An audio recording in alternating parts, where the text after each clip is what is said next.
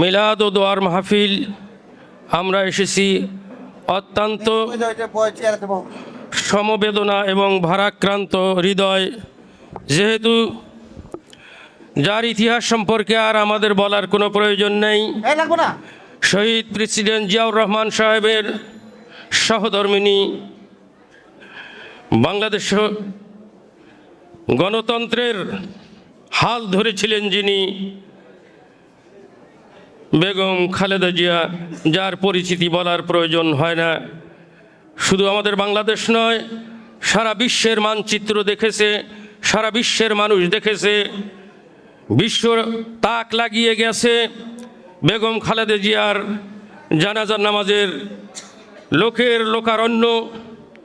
আমি শহীদ প্রেসিডেন্ট জিয়াউর রহমান সাহেবের জানাজাও ছিলাম। আমার মনে হয় যে প্রেসিডেন্ট জিয়াউর রহমান সাহেবের জানাজার যেই পরিমাণ লোক ছিল তার চেয়ে বহুগুণ বেশি হয়েছে।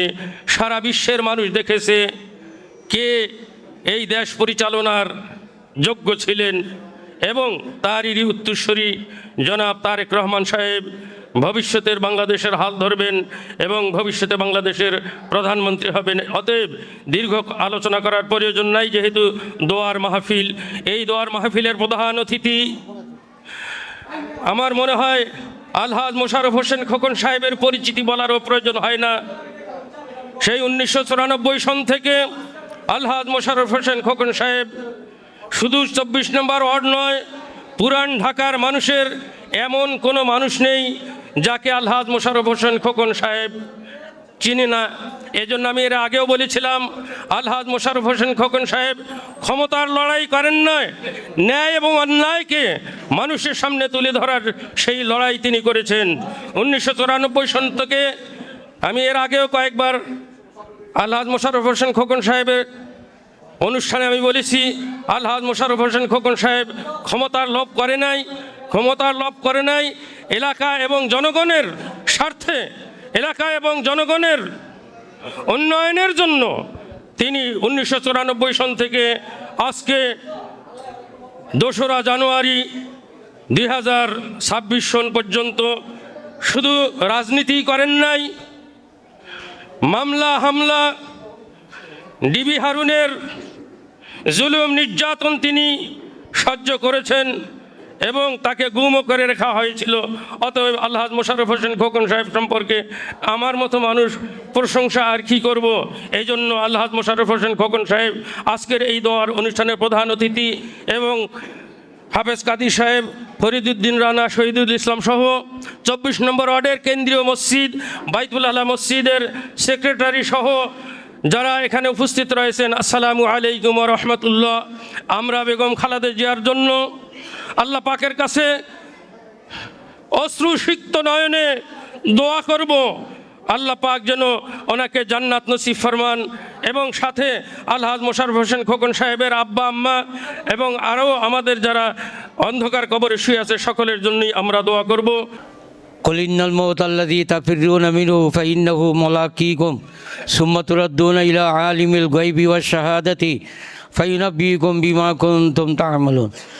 মরহুমা খালেদা জিয়ার যে জানাজা অনুষ্ঠিত হয়েছে, এই জানাজায় পুরো বাংলাদেশ না, পুরো ওয়ার্ল্ডের মধ্যে যারা বড় বড় প্রেসিডেন্ট আছে, ক্ষমতাসীন ক্ষমতাধর ব্যক্তিত্ব আছে, তারা অবাক হয়ে গেছে, যারা কোনো সময় চিন্তা করতে পারে নাই যে খালেদা জিয়া কী রকম একটা জনপ্রিয় ব্যক্তিত্ব, দেশপ্রেমিক ব্যক্তিত্ব, মানুষপ্রিয় ব্যক্তিত্ব, উন্নয়ন ব্যক্তিত্ব। এটাই জানাজার মাধ্যমে পুরো ওয়ার্ল্ড মানুষ জানা গেছে। বিশেষ করে সমকম আমরা নিজের বক্তব্য নিয়ে এত বাদুরি করার কিছু নেই, তো আমি একটু কথা বলি। এটা হলো মোশাররফ হোসেন খোকনের নেতৃত্বে শহীদনগরের মানুষ ঋণী খালেদা জিয়ার কাছে, মরহুমা খালেদা জিয়ার কাছে শহীদনগরবাসী, লালবাগবাসী ঋণী। কী কারণে ঋণী? এই যে উন্নয়ন আমরা বলি, স্কুল, রাস্তাঘাট, এইটা ওটা, এটা আমাদের চেয়ারম্যান সাহেবকে খালেদা জিয়া যদি সাহায্য সহযোগিতা না করতো, তার কাছ থেকে যদি মুখ ফিরিয়ে নিত, তাহলে এত উন্নয়ন সম্ভবপর হইতো না। তাই আমি সংক্ষিপ্ত বলি, এটাই বলি, আমরা ঋণী, শহীদনগরবাসী ঋণী, লালবাগবাসী ঋণী, ঢাকা মহানগরবাসী ঋণী যে ওনার যে উন্নয়ন, এই উন্নয়নের জন্য আমরা ওর দিয়ে আজকে আমাদের ছেলেমেয়েরা স্কুলে লেখাপড়া করে বিভিন্ন করে। এখন বলি এই ঋণী সুদের অংশ হিসেবে আমরা দেখি অনেকে মক্ত ফিরি নিজের নাম বেছে যে ফলনা দোয়া চাইছে খালেদা জিয়ার জন্য, মানে নাজাতের দোয়া, আগে কইতো হায়াতের জন্য, এখন কল নাজাত ফিরি। এইরকম মিলাদ মাহফিলের মাধ্যমে না, একেবারে পুরো মসজিদে লেগে দেয় ফলনা নামে। আর বেড়া তুল নাম ব্যবহার করলে তে এটা কি সওয়াব পাইব? কবি ফি সাবিলিল্লাহ হইতে হইব। এই জন্য আমি চেয়ারম্যান সাহেবে এত এগুলোর মধ্যে বিয়া না, আমি চেয়ারম্যান সাহেবের কইছি প্রত্যেকের মসজিদ আপনি একটু আপনার, আমি বলছি অবশ্য আপনার নামে যে আপনার উদ্যোগে খালেদা জিয়ার জন্য দোয়া মাহফিল। এর মধ্যে আরও কয়েকজনে একবারে 14 গোষ্ঠী সহ লিখিতভাবে কি একেবারে, কিন্তু এইটা হলো আসল দোয়া মাহফিল। এইটা হলো আন্তরিকতার খালেদা জিয়ার প্রতি, জিয়াউর রহমানের প্রতি, দেশের প্রতি, আমাদের ওয়াজের প্রতি। এইটাই হলো আন্তরিকতা, যে অনুষ্ঠানের মাধ্যমে খালেদা জিয়ার জন্য আমরা দোয়া মাহফিল করছি আমাদের চেয়ারম্যান আলহাজ মোশাররফ হোসেন খোকন। আপনারা স্মরণ রাখিয়েন মোশাররফ হোসেন খোকনকে, উনি সব দিক দিয়ে একেবারে সব দিক দিয়ে আল্লাহ দিলি ওনার অভিজ্ঞতা আছে। আমাদের এখানে কেউ মারা গেলে উনি হাজির হয়ে যাক, এত কথা বলার দরকার নেই। তো আমরা ঋণী চেয়ারম্যানের মাধ্যমে, দোয়ার মাহফিলের মাধ্যমে, মোনাজাতের মাধ্যমে আমরা আমাদের যতটুকু পারে আমরা ঋণ শোধ করার জন্য ওনার কাছে, ওনার জন্য চোখের পানি ফেলবো, দোয়া করবো, আল্লাহ যেন ওনার বেহসে নসিব করে। হাসবুনাল্লাহ ওয়া নি'মান ওয়াকিল, নাইবুল মাওলা ওয়া নি'মান নাসির। কে সেই মহসী নারী? এই মহসী নারীর ধৈর্য এবং সহ্য কি আল্লাহ পাক তাকে দিয়েছিলেন, তাই জন্য সেই মহসী নারী উপাধি হয়েছেন। তিনি আপসীর নেত্রী হয়েছেন। এই নেত্রীর অবদান ভোলার মতো নয়। এই নেত্রী যে শিক্ষা দিয়েছে, এমন সন্তানও জন্ম দিয়েছেন যে দেশনায়ক তারেক রহমান, তাদের ভাষা, তার কথা শুনলে আপনার আমার মন জুড়িয়ে যাবে।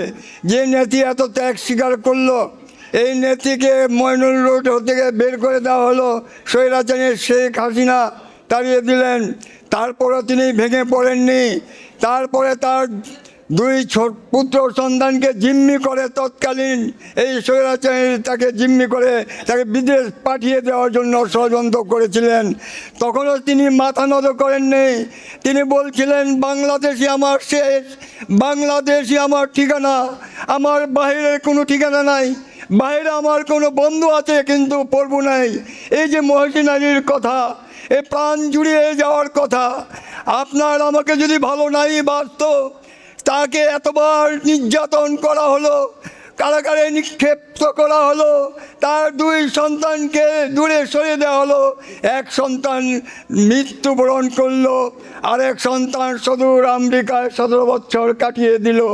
এই যে বেদনা, এই যে কষ্ট, এই ব্যথা যদি আপনার আমার হতো, মনে হয় বরদাস্ত করতে পারতাম না। এটা আল্লাহ পাকের রহমত স্বরূপ তিনি এসেছিলেন, এই মহসী নারী, এই দেশ নেত্রী, দেশরত্ন খালেদা জিয়া। ভাইয়ার আমার, আর কত বলবে এই নারীর কথা বলার শেষ হবে না যদি 2 দিন ধরে বলি তাদের কর্মকাণ্ডের কথা। তারপরে তার সন্তানের আরেকটি কথা আমি তুলে ধরতে চাই।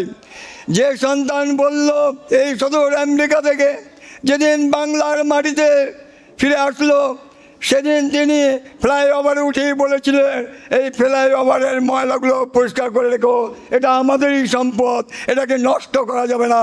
হিংসার লেশ পর্যন্ত তার মধ্যে ছিল না। এই প্রতিহিংসার নারী শেখ হাসিনা দাম্ভিকতা দেখিয়ে বলেছিল, আমি পালাবার নয়, আমি বঙ্গবন্ধুর কন্যা। আর মাকারুল্লাহ মাকরিন ওমা খায়রুল মাকরিন, আল্লাহ পাক সাক্ষ্য দিচ্ছে, এই বান্দা তোমরা কত বড় মক্করবাজ, তোমাদের থেকে মহামক্করবাজ আমি, আমার থেকে বড় মক্করবাজ হতে পারো না। তাই আল্লাহ পাক তাই শিক্ষা দিয়েছেন, নমরুদকে দিয়ে শিক্ষা দিয়েছে, ফিরআউনকে দিয়ে শিক্ষা দিয়েছে, বর্তমানে স্বৈরাচারী হাসিনাকে দিয়ে আল্লাহ পাক শিক্ষা দিয়েছে যে নেত্রী পালাবার নয়, সে লাস্টে রাতের আধারে পালিয়ে গেলেন। কেন? আবার কি দাম্ভিকতা দেখে তারেক রহমানকে কুলাঙ্গার বলে আখ্যায়িত করেছিলেন। আপনার ছেলে কি ফেরেশতা? আপনি আজকে কোথায়? তারেক রহমানকে বলে, সাহস থাকলে বেটা দেশে আয়। এই যে ভাষা, একটা প্রধানমন্ত্রী হতে পারে না। হিংসার প্রতিহিংসা, এত হিংসুক মহিলা আমার মনে হয় আমার রাজনৈতিক জীবনে আমি দেখিনি। এই মহিলা কিভাবে দাম্ভিকতা করেছিলেন এটা আপনারা জ্বলন্ত সাক্ষী। তাই তারেক রহমান সে ধৈর্যের পরিচয় দিয়েছে। উনি বাংলার মাটিতে পাড়া দিয়ে কারো সমালোচনা করে নাই, হাসিনার নামও উল্লেখ করে নাই। দেখেন কতটুকু ধৈর্য, যে আগুন তাদের ভিতরে ধাউ ধাউ করে চলছিল, এই তারেক রহমানের ভিতরে এই নেত্রী বেগম খালেদার মাধ্যমে এই আগুনকে তারা কীভাবে ধৈর্য ধারণ করে রেখেছিলেন বুকে চাপা দিয়ে। এই মহানার্সী নারীকে আমি শ্রদ্ধা জানাই, এই সম্মান জানাই। এই যুগ যুগ ধরে আমার মনে হয় এই মহর্ষি নারীর জন্ম হতে পারে কি না জানি না। তারপরে এই মহর্ষি নারীর প্রতি আমি শ্রদ্ধা জানাই, প্রাণ ভরে শ্রদ্ধা জানাই। এই মহর্ষি নারীর জন্য আজকে এই কোরআনের পাখিরা এখানে সমবেত হয়েছে। আমি তাদের কাছে আকুল আবেদন জানাবো, এই কোরআনের পাখিরা একদিন দেশ বিদেশে কোরআনের আলোকে ছড়িয়ে দেওয়ার জন্য এই কোরআনের পাখিরা বেরিয়ে পড়বে। এদের দোয়া আল্লাহ পাক পছন্দ করবেন। এই বাচ্চারা যদি দোয়া করে ইনশাআল্লাহ আল্লাহ পাক গ্রহণ করবেন। তার পাশাপাশি আমি আরেকটু বলতে চাই, আমি বক্তব্য আরেকটু সংক্ষিপ্ত করতে চাই। সেটি হলো, আমার নেতা আপনারা সবাই জানেন খোকনকে, যে খোকনের জন্ম না হলে আজকে মডেল স্কুল মাথা উঁচু করে দাঁড়িয়ে আছে। এই খোকনের জন্ম না হলে এই স্কুলকে আমরা দেখতে পারতাম না। এই স্কুল, এই আপনার খেলার মাঠ, এই খেলার মাঠকে আমরা পেতাম না। তৎকালীন আপনারা জানেন, অবগত আছেন, তখন এই কত ভূমিদস্যুরা লাল ফ্ল্যাগ গেলে তারা জায়গা দখল করতে চেয়েছিল। তখন এই সাহসী যোদ্ধা, এই বীর আমাদের জননন্দিত নেতা আলহাজ মোশাররফ হোসেন খোকন, মৃত্যুঞ্জয়ী খোকন, তখন ঝাঁপিয়ে পড়েছিলেন সেই দুঃস্থদের বিরুদ্ধে। তখন সেই খোটা তৎকালীন হাজী সেলিম খোটাগারে, আর আমাদের নেতা সেই খোটা তিনি কাউন্সিলর হয়ে উঠিয়ে ফেলেছিলেন। এই সাহসিকতার প্রমাণ সেদিনও তিনি রেখেছিলেন। তিনি বারবার মৃত্যুর মুখোমুখি দাঁড়িয়ে অন্যায়ের বিরুদ্ধে প্রতিবাদ করেছেন। আমরা চাই এই আলহাজ মোশাররফ হোসেন খোকনের নেতৃত্বে এই ঢাকার ৭ আসনের মাটিয়ার মানুষকে ঐক্যবদ্ধ করে আগামী দিনে আমাদের দেশ নায়ক তারেক রহমানকে এই ঢাকা ৭ আসনকে উপহার দিতে চাই এই ধানের শেষে ভোট দিয়ে।